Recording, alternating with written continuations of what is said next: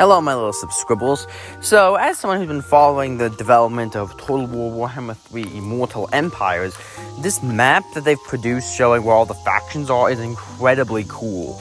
I love it. It's just amazing how many factions we have at this point. I mean, it's truly mind-boggling. However, and I wanted to give my 2 cents on the map and what I thought of it. Now, I can't really talk about every lord in the game because I've never played all of them, and some of them I just don't care about enough to really give an in-depth opinion on. But I shall give some very brief opinions on the lords that I do care about in the game to some extent, and going to explain how I'm probably going to play them when the game comes out. So let's start with Marcus the Wolfheart, probably my favorite campaign of all of Total War Warhammer history. So, from what I can see, it looks like he has a good chunk of Lustria that he can easily grab, although having a Bretonnian Lord there makes it kind of tricky to expand. But then he can always go up north to like the North American type continent to fight some Dark Elves, or return to the old world to punch some orcs or something. Now let's move on to that Bretonnian Lord, whose name I've sadly forgotten, but we all remember him as that one Knight Lord that you can play in Bretonnia. Anyway, he's very interesting that he's been sent to Lustria, basically like Marcus the Wolfheart. I wonder if he's going to have a mechanic based around that too.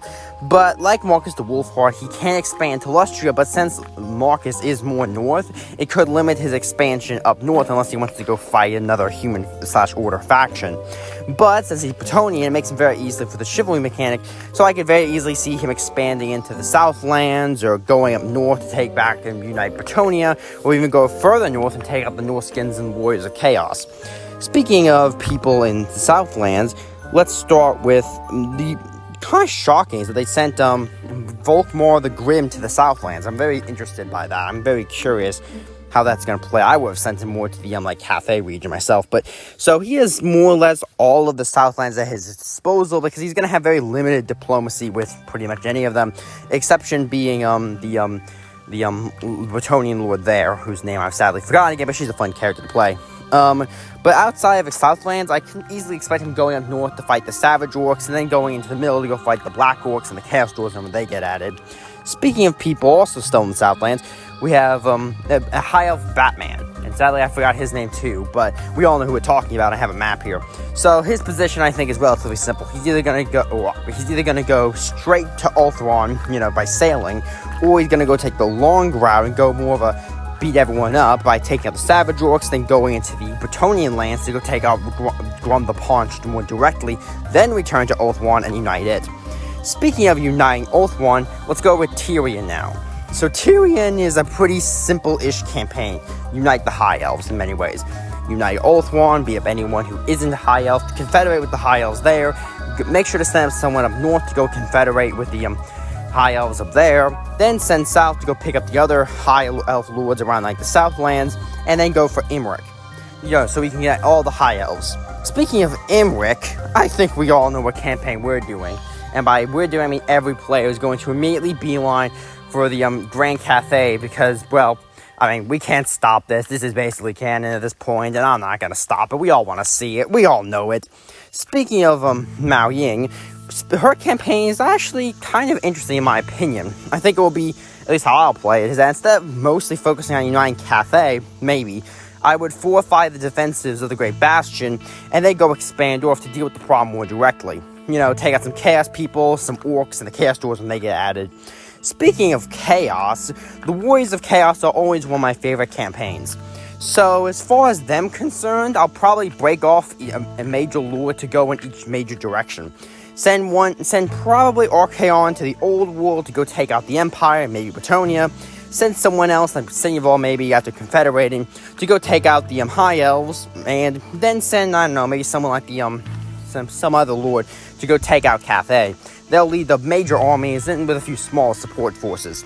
Will be interesting with the new Chaos Warrior rework.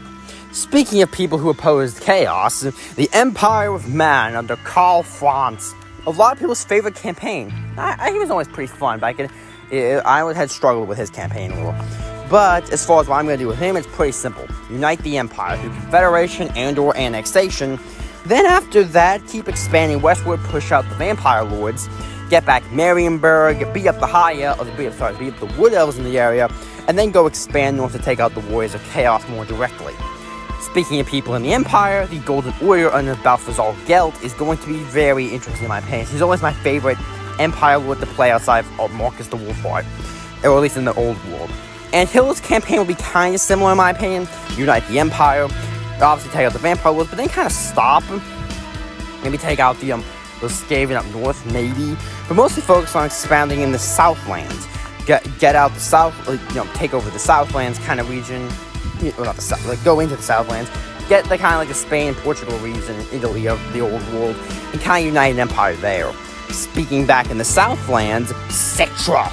As we all know, Cetra must rule. Sorry, Cetra does not serve, he rules. But as far as his campaign, it's a pretty simple in my opinion. Unite the Southlands, maybe go up to take the Varkostines, the vampire lands up north, and then expand south a little bit to get into that nice India region. Speaking of vampires, Marfrid von Kostein, who has apparently been cast out to the Southlands for reasons beyond my understanding. Well, I don't know what they were thinking, but it's gonna be interesting, mostly because outside of maybe working with the, or expanding into the area where the, Arcane the Black is, in case they still have the books in the gash, and that can be powerful. Most importantly, his campaign is going to be go up north and try to take back your hold, and let's be honest here, we're all going to do that first thing. Speaking of vampires up north, the Castle Drakenhof is controlled by the other vampire, the two vampire couples whose name sadly eludes me again.